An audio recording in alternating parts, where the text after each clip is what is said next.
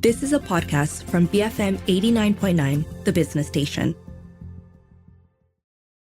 BFM 89.9, good afternoon. I'm Roshan Kanison and welcome to Enterprise Explores, the show where we help you navigate the ever-changing universe of business from the headlines to the bottom line. Now, economic freedom often serves as the backbone of prosperity, enabling individuals and nations to thrive by fostering innovation, opportunity, and growth. Yet, in a world faced with economic uncertainties, rising inequalities, and shifting global dynamics, how do nations balance freedom with stability? The Fraser Institute's Economic Freedom of the World 2024 report offers a lens into this debate, highlighting key trends, challenges, and opportunities. Some interesting facts that were brought out in here. If we take a look at overall rank and score, Malaysia ranked 29th out of 165 jurisdictions in economic freedom for 2022. Overall score about 7.56 out of 10. Size of government, Malaysia scored 7.35, indicating a relatively limited government role in economic activities. I guess this is compared to other nations because depending on who you ask, some have much stronger opinions on this. Very importantly, legal system and property rights scored 5.7, reflecting room for improvement in judicial independence and property rights enforcement. And sound money scored 9.3, showcasing stable monetary policy and access to currencies that maintain their value. There are two more components here. We have freedom to trade internationally. That scored just under 7.9, emphasizing ease of trade across borders and minimal restrictions on capital movement, while regulation scored 7.54, reflecting a fairly business-friendly regulatory environment. All in all, just keep in mind that this is our scores from 2022 as well, and now we're in 2024, but it gives us a sense of a benchmark and to kind of guide our conversation today, which we are having with Dr. Carmelo Ferlito, the CEO for the Center for Market Education. We're going to be unpacking some of the key insights that and findings from the report, his view on how economic freedom shapes policies and what it means for the future of global development. If you have any thoughts, you can WhatsApp us on our U mobile number at 018-789-8899. Carmelo, it's good to see you as always. How are you doing? Well, very well. Thank you very much. Happy to be here. Can you believe we're coming to December? We're coming to the end of 2024. Next thing you know, I'll be saying Happy New Year. Well, yeah. Don't tell me. Really, has been quite a year. So I gave a little bit of a summary earlier of the Fraser Institute's Economic Freedom of the World 2024 report. When you took a look at this, because I know you wrote a commentary on it as well, what were some of the key things that caught your attention? Well, in fact, the Center for Market Education is one of the regional partners for the Fraser Institute. We usually cover the dissemination of the index in Malaysia and Indonesia.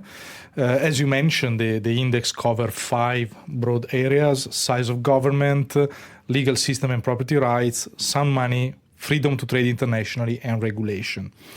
I would mention three most important points with regard to the latest edition.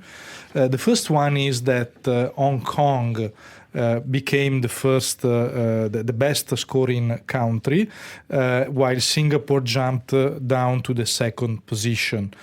Although we must recognize that even if Hong Kong remains in the top positions and has been there for a long time, its score is deteriorating very fast since it became part of China. So the speed of the decline is quite impressive. The second point that I would like to mention is that once again, the index confirms the positive relation between economic freedom and GDP per capita, lower poverty, lower mortality, and so on. So freedom impacts positively the general welfare of a nation. And the third point is that unfortunately, after 2019, we have seen that globally the index has persistently deteriorated.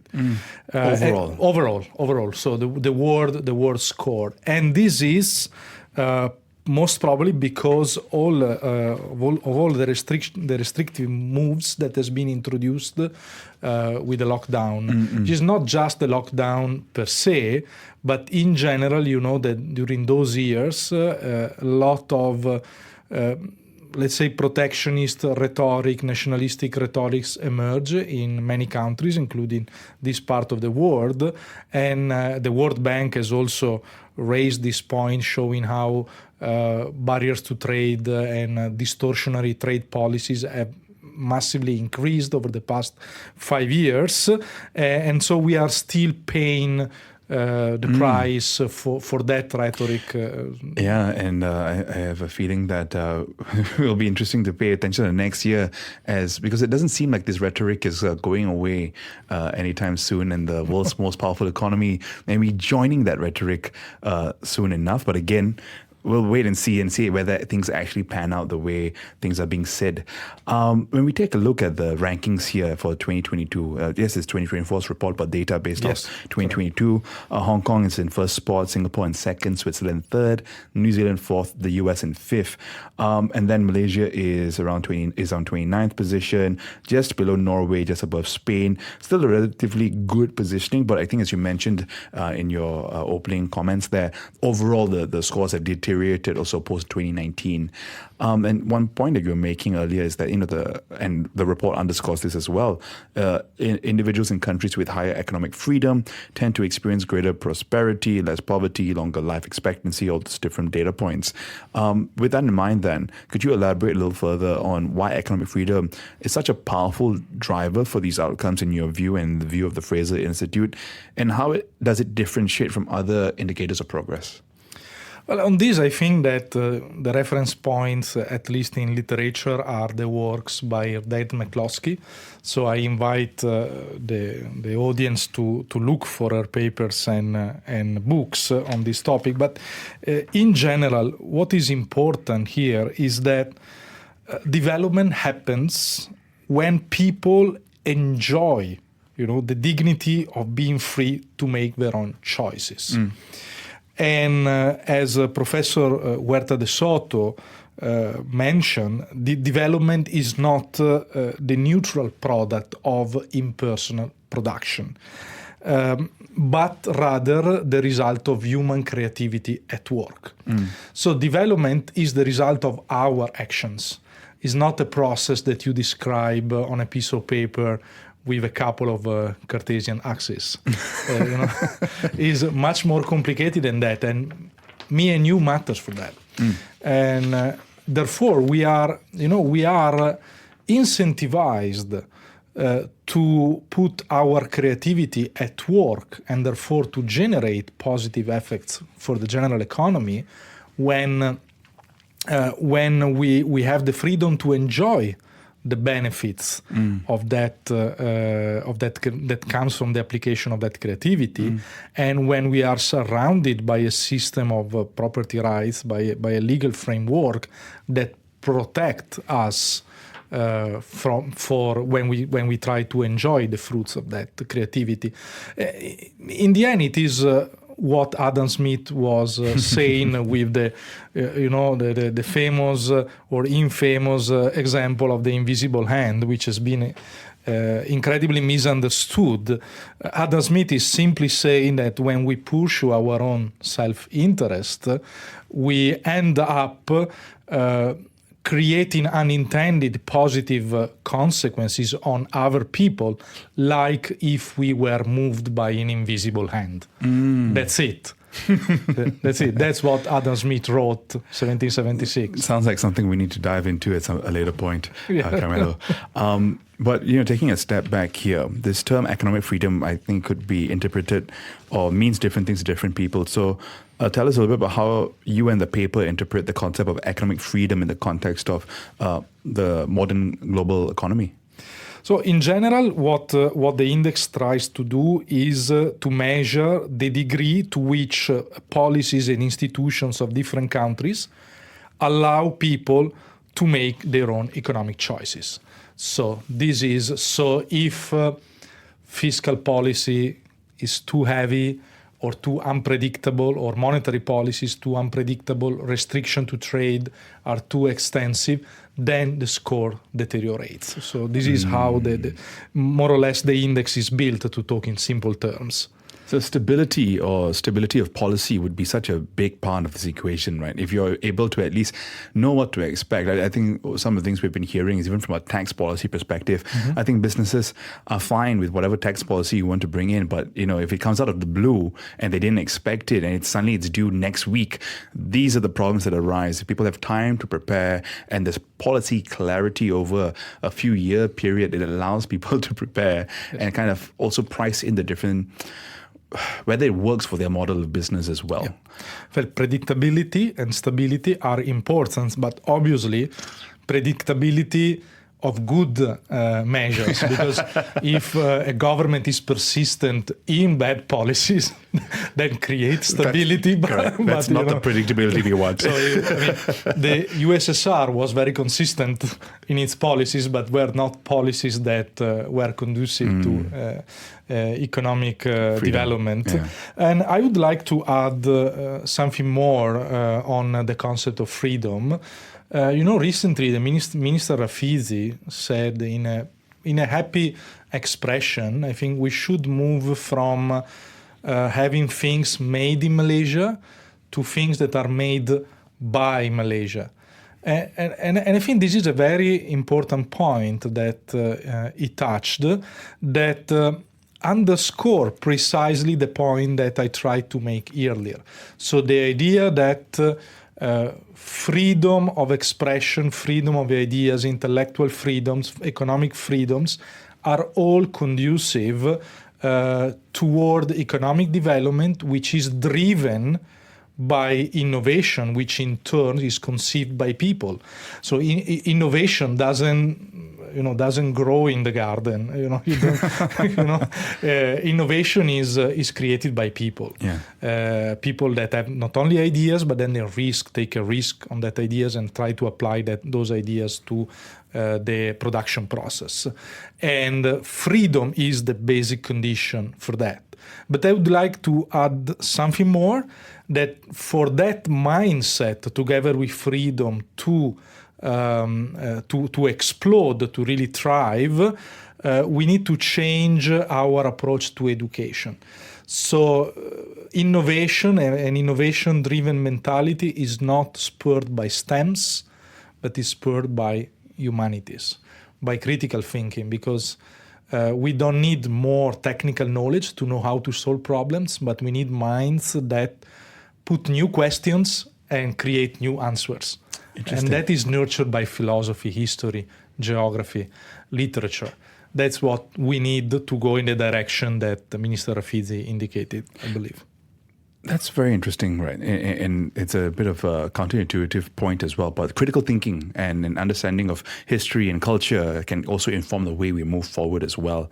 But made in Malaysia instead, made by Malaysia instead of made in Malaysia also has some other interesting follow-throughs that could be quite powerful, right? Instead of just focusing on production here in Malaysia, Malaysia is making things but can be made anywhere, right? It's not a matter of making it solely on this land.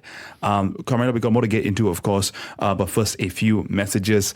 Folks, this is Enterprise Explores, the show where we help you navigate the ever-changing universe of business from the headlines to the bottom line. And today I'm speaking with Dr. Carmelo Ferlito, the CEO for the Center for Market Education, and we're diving into the Fraser Institute's Economic Freedom of the World 2024 report, exploring how economic freedom shapes policy and what it means for the future of global development. I'm Roshan Kanasan. We'll be back in just a bit, so keep it here to BFM 89.9, the business station. Bring forth Moolah, BFM 89.9. BFM 89.9, welcome back to Enterprise Explores. This is the show where we help you navigate the ever-changing universe of business from the headlines to the bottom line. And today we're discussing the Fraser Institute's Economic Freedom of the World 2024 report that focuses on economic freedom and how policies help shape that and what it means for global development. And helping me break this down today is Dr. Carmelo Ferlito, the CEO of the Center for Market Education. Carmelo, earlier you gave us a little bit of some of your key insights from the report, as well as a little bit of a dive into what the concept of economic freedom means in the context of today's modern economies. Something that you touched on earlier that I'd like to dive into a little further is that the report also overall notes a decline in global economic freedom over the past 3 years, which it states erased a decade of progress.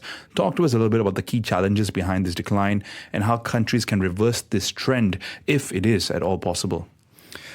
Well, I think that the decline really accelerated after 2019. So with the beginning of the restrictions imposed during the Great Lockdown, and these are restrictions that are mainly regarding freedom of trade, of international trade. We have seen a growing number of restrictive policies introduced in that period. We see an example in Malaysia how it became much more difficult to hire foreign workers. This is one of the examples, let's say, if we want to contextualize within our country. But also during those years, we have seen an increased discretionary power by government and central banks in terms of fiscal policy and monetary policy. Fiscal policy and monetary policy have been, let's say, extremely out of the orthodoxy. In Malaysia, it has been mostly fiscal policy, while I would say monetary policy remain within reasonable boundaries. And so Bank Negara made it possible for the global inflation crisis that we had as a consequence of the lockdown to be less worse in Malaysia than it was in other countries, what we have seen, in example, in Europe and in the United States. But yet, all this increase of policy discretionary power surely has contributed to deteriorate the index globally. Because it directly impacts economic freedom, right? There's this discretionary power of governments and their ability to enact policy quickly, whichever direction, right? But again, it goes against the ideas of predictability and consistency. And again, those years were also anything but predictable and consistent from many different perspectives there. So if we break down some of the other key things there, one thing where Malaysia seems to be a little bit middle of the pack, right? I think we scored something like 5 something there, is legal systems and property rights. And that's something you mentioned a little earlier. These are really important things, right? To be able to know that you're in a country you can operate and that you have rights over the property that you're producing and that you own and your businesses, etc. What measures should countries be taking with weaker legal systems, I guess, to improve their ranking here, right? Because I guess for businesses and for people to want to produce, they want to be able to have some ability to know that they're going to be able to own that production, that things that they produce.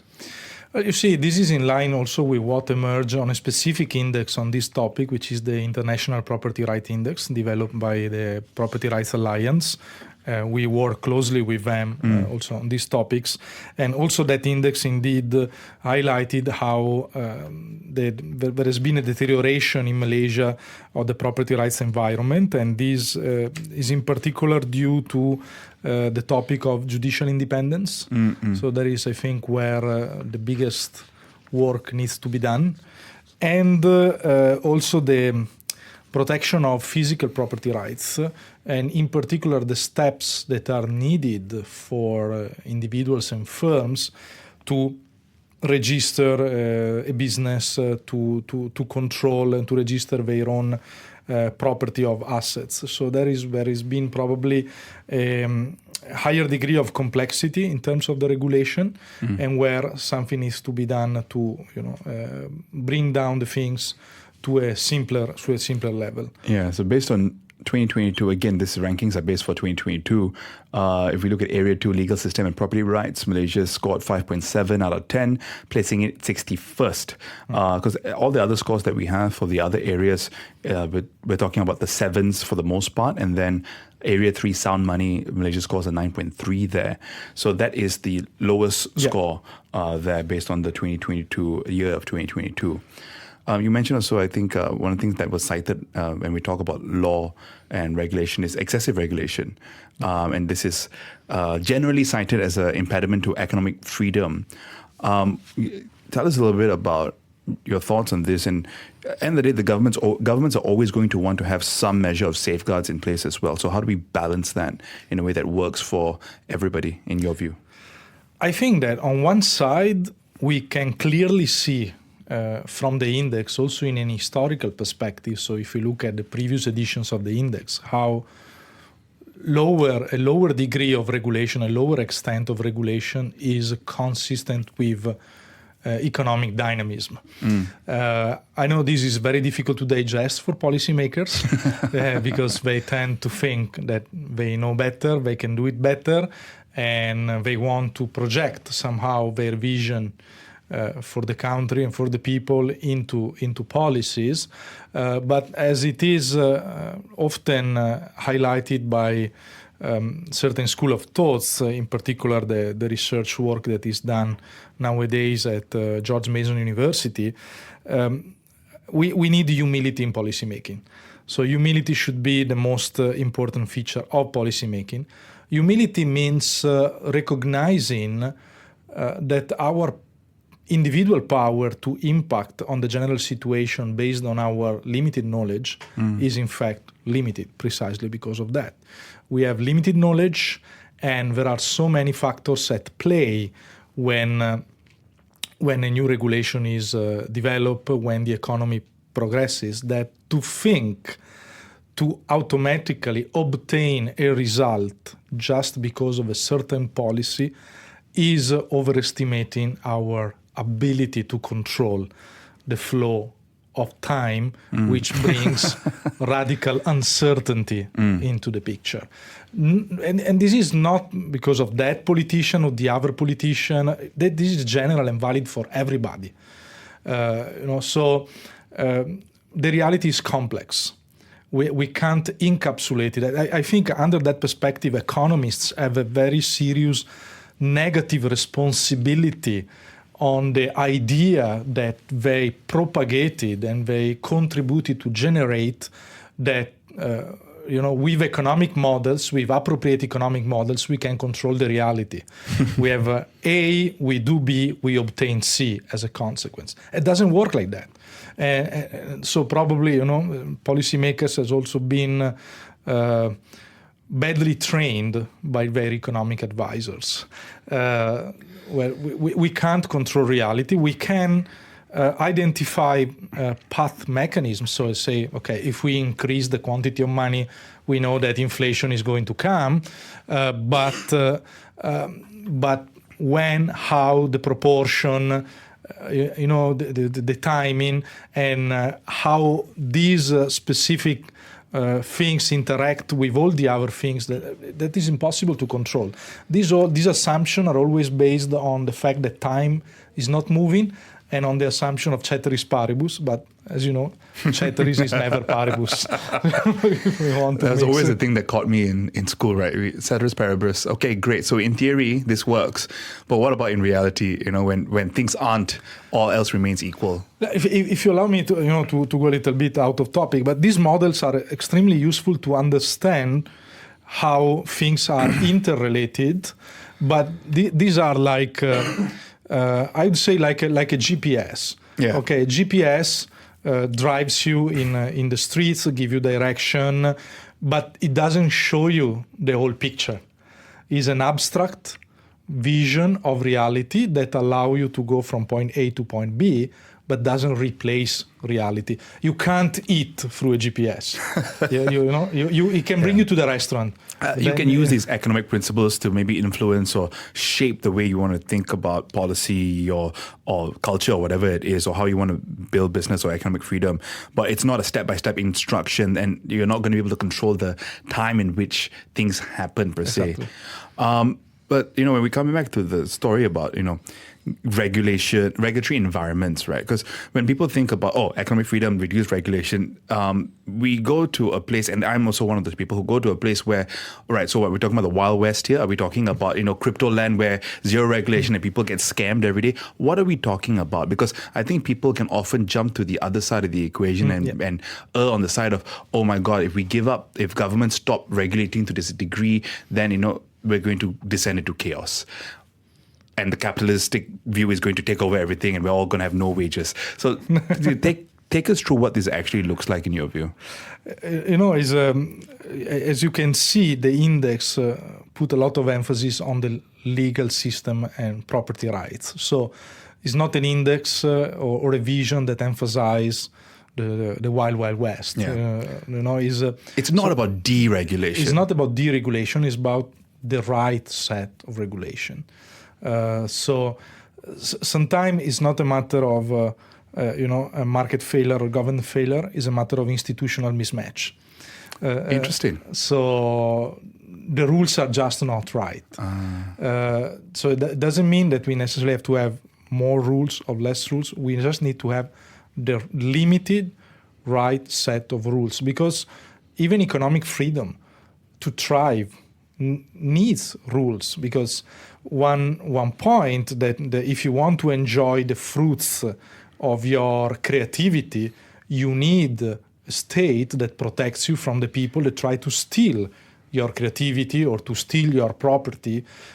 So institutions are important, and we should, I think, embrace this discussion about institutional mismatch. So the idea that institutions may not be right, and we need to find the right set of institutions that allow this freedom to be put at place, to be put at service of a general interest. Like, I mean, let's look at Adam Smith. Adam Smith never talked about Wild Wild West, and he was a professor of moral philosophy. He emphasized a lot about the importance of the rule of law and a system of regulation. The important thing is that policymakers are not exempted by following the rule of law and by being subjected to a greater system of rules, because then is the way in which rules should work, should be binding for everybody, including policymakers. And I guess also it's about whether these rules are in harmony also with, so I think the point you were making as well, it's the right policy maker making the policies for a particular area, right? Because if there's a mismatch in policy, then it kind of hampers your ability to do business and all these different things depending on the area there. But I think the important point here is it's not economic freedom at the expense of all regulation. It's about getting the right regulation for economic freedom, and property rights, rule of law are important parts of that equation there. Carmelo, to wrap up this conversation here today, the report covers a lot of ground, and there's a lot of insights that can be gleaned and learned from there. Yes, it's data from 2 years ago, but it takes a long time to get through all that data and put it together. If you had the year of policymakers today in Malaysia, what would you ask them to pay attention to in this particular report that we can apply, here at home? Really, I think that they should look at the core message of the index is that freedom matters for economic development. And as the report points out, economic development matters for social welfare. So if you look at the findings, we don't only have higher GDP, but we have also higher equality. When there is more freedom, we have higher attention to environmental issues, to gender issues, minority issues. So all these things are positively related. Look at it, and the message is that in order to go there, we need a higher degree of freedom, not a lower degree of freedom. And in order to accept freedom in our life, also as regulators, and we really need to understand the limits of our knowledge. Carmelo, I think that's a perfect place to wrap up for today. Thank you so much for your time. Thanks to you. It was my pleasure. Folks, I've been speaking with Dr. Carmelo Ferlito, the CEO of the Center for Market Education, and we were talking about economic freedom on the back of the Fraser Institute's Economic Freedom of the World 2024 report. We covered some very interesting thoughts throughout this conversation, so if you missed it, you should go check the podcast out on our website at bfm.my or download the BFM app. Our shows are also, of course, available wherever you listen to podcasts. Just look for Enterprise Explores by BFM Media. Looking ahead, we've got the Breakfast Grill replay that happens after the 1 p.m. news bulletin, so stick around for that. I'm Roshan Kanison. Keep it here to BFM 89.9, the business station. You have been listening to a podcast from BFM 89.9, the business station. For more stories of the same kind, download the BFM app.